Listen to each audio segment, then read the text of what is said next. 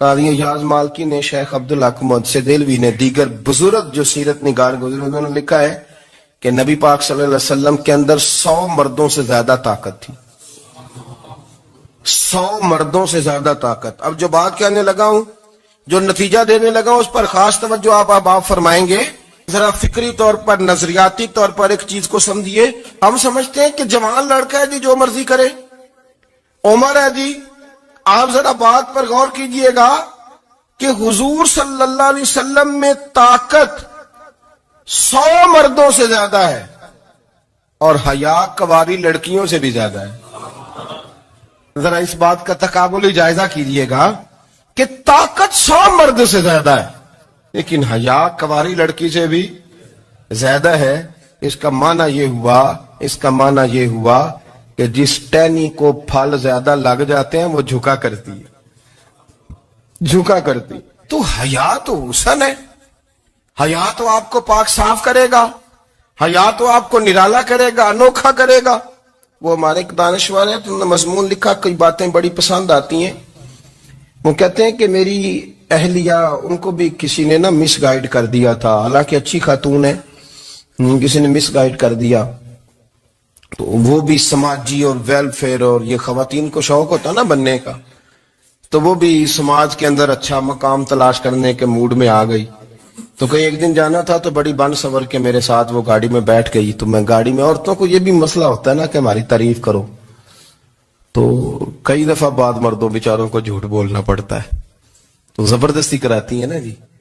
تو اس میں گنجائش بھی دی ہے شریعت نے گنجائش دی ہے کہ کبھی بیوی کو راضی کرنے کے لیے خلاف واقعہ بات کرنی پڑے تو کر لینی چاہیے.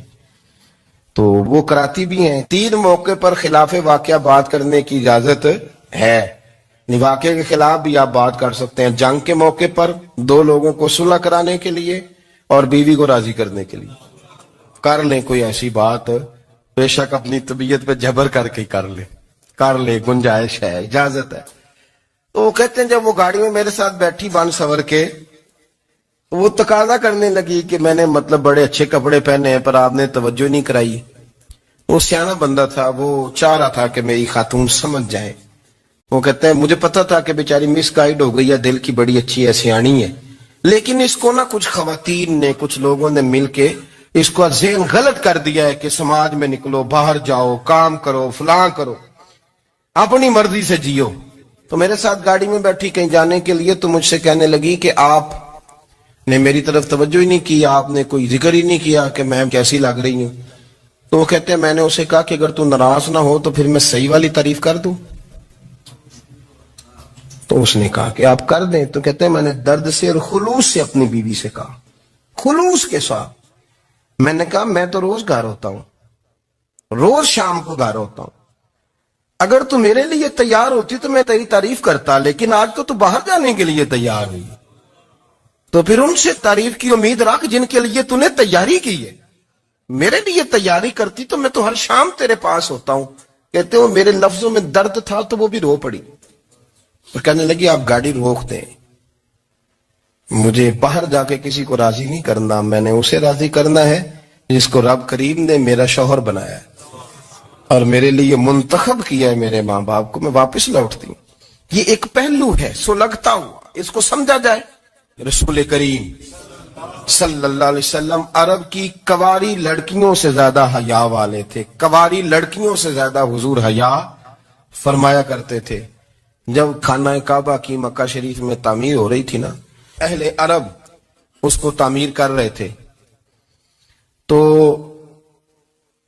نبی پاک صلی اللہ علیہ وسلم اپنے چچا حضرت عباس کے ساتھ خانہ کعبہ کی تعریف میں مصروف تھے. تو عرب کے لوگ چونکہ لمبا کرتا پہنتے تھے پیروں تک، تو نیچے اگر کسی وقت کوئی چیز نہیں بھی ہوتی تھی تو کسی کو وہ نظر نہیں آتی تھی، چونکہ پردہ رہتا تھا، لمبا کرتا پہنا ہوا ہوتا تھا. تو جب بچے، سرکار کی عمر مبارک بھی ابھی تھوڑی تھی، تو اس طرح بچے جب نکلتے تو وہ کئی دفعہ اپنی تہمت اتار دیتے نیچے سے، اور کوئی مزدوری کرنے لگتے تو 3-4 طے کر کے تہمت کی کندھے پہ رکھ لیتے. جس طرح کبھی دیہاتوں میں لوگ کپڑا سر پہ رکھتے تھے کہ اوپر اگر کوئی وزنی چیز رکھیں گے تو وہ تکلیف نہیں دے گی. نبی پاک صلی اللہ علیہ وسلم بھی سب لوگوں کے ساتھ خانہ کعبہ کی تعمیر میں شامل تھے. تو حضرت عباس رضی اللہ تعالیٰ عنہ نے کہا حضور سے، ابھی اعلان نبوت بھی نہیں فرمایا تھا، بھتیجے آپ بھی تامد اتاریے. یہ صحیح مسلم میں حدیث موجود ہے. اور اس کو کندھے پہ رکھ لیجیے، آپ اینٹیں اٹھا اٹھا کے لا رہے ہیں تو ذرا آپ کو تکلیف نہیں ہوگی. تو سرکار دو عالم صلی اللہ علیہ وسلم سے یہ بات کہی اور پھر جلدی سے حضور کی تہمت کو نکال کے نا، حالانکہ لمبا کرتا پہنا ہوا ہے، تو وہ جیسے ہی ان کے کندھے پہ رکھا اینٹیں رکھنے کے لیے تو سرکار تو زمین پہ گر گئے، بے ہوش ہو گئے، آنکھیں آسمان کی طرف. اور پھر حضور پکار رہے ہیں آزاری آزاری آزاری، میرا تامت دے دو، میرا تامت دے دو. کبھی کوئی شخص اس وجہ سے بھی بے ہوش ہوا ہے کہ میرے وجود سے کپڑا اتر گیا ہے؟ حالانکہ سرکار پر وہ بے ہوشی بھی نبی پاک کا وہ جو غلبہ ہے نا شرم و حیا کا، اس کی وجہ سے ہو. ورنہ تو حضور فرماتے ہیں کہ میری آنکھیں سو جاتی ہیں، دل تو میرا اس عالم میں بھی جاگتا رہتا ہے. تو سرکار زمین پہ تشریف لے آئے، آنکھیں میرا تامت دے دو، میرا تامت دے دو. تو جلدی سے انہوں نے تامت دیا تو حضور نے باندھ لیا. پھر طبیعت مبارک میں تسلی ہوئی. یعنی ہم اس رسول کے غلام ہیں کہ جن کے تو وجود سے کپڑا اتر جائے تو حضور برداشت نہیں کرتے، قبول نہیں فرماتے، تکلیف شروع ہو جاتی. لیکن یہاں نوجوان ہیں اور بڑا قد کاٹ ہے اور بڑے بڑے سمجھدار لوگ ہیں، گرمی آتی ہیں تو شارٹ کپڑے پہن کے گھومتے ہیں. ان کو خیال نہیں کہ یہ وہ والا لباس ہے جو باہر تو کیا گھر میں اماں کے سامنے نہیں پہننا چاہیے، بہنوں اور بیٹیوں کے سامنے نہیں پہننا چاہیے. آپ کی گفتگو میں شرم و حیا ہو، آپ کے لب و لہجے کے اندر حسن ہو. آپ کو پتہ ہے نبی پاک صلی اللہ علیہ وسلم نے فرمایا میری امت میں سب سے زیادہ حیا کرنے والے عثمان غنی ہیں. عثمان غنی سب سے زیادہ حیا کرنے والے. آپ فرمایا کرتے تھے جب سے حضور کا چہرہ دیکھا ہے میں نے کبھی اپنی شرمگاہ بھی نہیں دیکھی، میں نے آنکھوں کا وضو نہیں توڑا، اور جب سے حضور کے دست مبارک میں نے بیعت کے لیے سیدھا ہاتھ بڑھایا تو پھر سیدھا ہاتھ میں نے کبھی گندگی کو نہیں لگایا. حیات. آپ باتھ روم کے اندر بھی غسل فرماتے تھے تو کپڑوں سمیت کرتے تھے. کسی نے کہا حضرت جی واش روم کے اندر کیوں نہیں کپڑے اتارتے؟ آپ فرمانے لگے باہر بند